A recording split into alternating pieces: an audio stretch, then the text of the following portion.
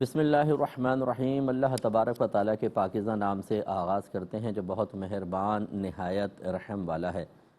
درس بخاری کا سلسلہ کتاب الکفالہ تک پہنچا تھا اور میں نے آپ کو اس کی ڈیفینیشن ذکر کی تھی کہ اگر کوئی شخص کسی کا ذمہ اپنے ذمے لے لے اس طریقے سے کہ وہ اپنی ذمہ داری سے بری ذمہ بھی نہ ہو تو یہ کفالہ کہلاتا ہے۔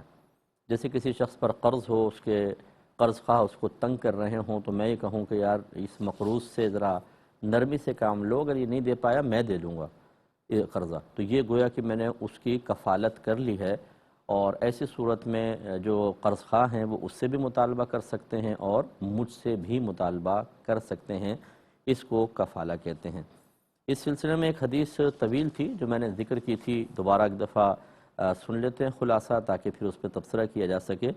حدیث ہے 2291 اور اس کے راوی ہیں حضرت ابو ہریرہ رضی اللہ تعالی عنہ۔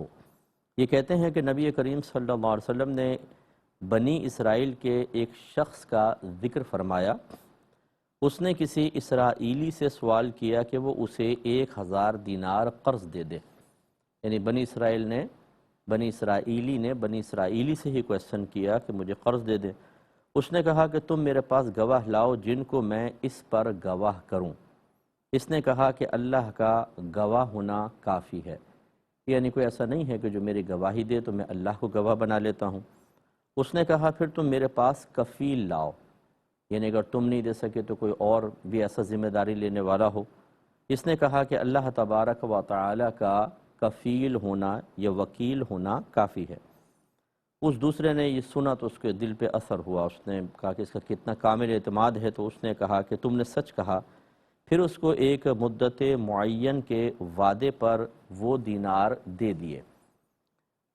وہ شخص دریا کے پار نکل گیا، پھر اس نے اپنی ضرورت پوری کی، پھر اس نے کوئی کشتی تلاش کی جس میں سوار ہو کر اس معین مدت پر اس کی رقم پہنچا سکے، لیکن اسے کوئی کشتی نہ ملی، یعنی کافی تلاش کی حتیٰ کہ وہ مدت پہنچ گئی جس میں اس کو قرضہ دینا ہے اور وہ دریا کے ابھی پار تھا۔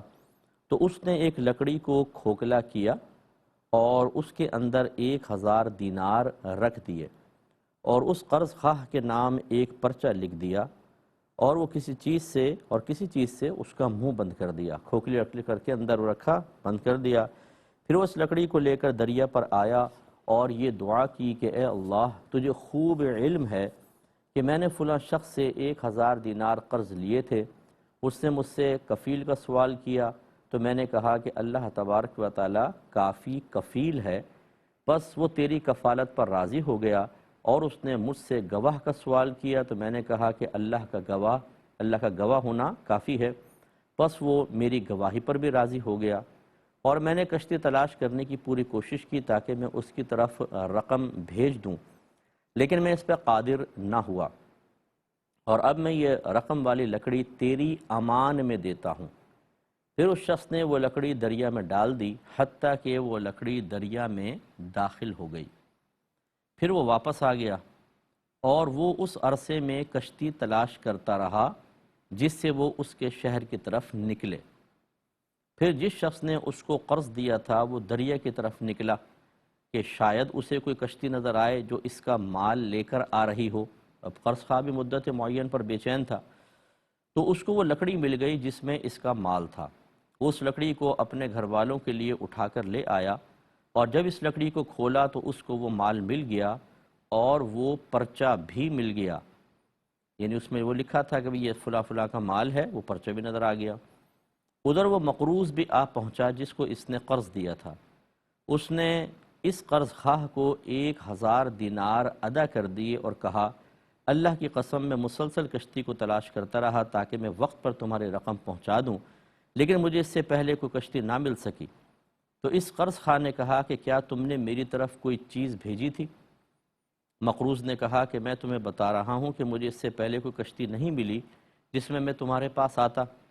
اس قرض خواہ نے کہا کہ بے شک اللہ تعالیٰ نے تمہاری وہ رقم مجھے پہنچا دی ہے جو تم نے لکڑی میں رکھ کر میرے پاس بھیجی تھی۔ پھر وہ شخص 1000 دینار لے کر خوشی اور کامیابی کے ساتھ چلا گیا۔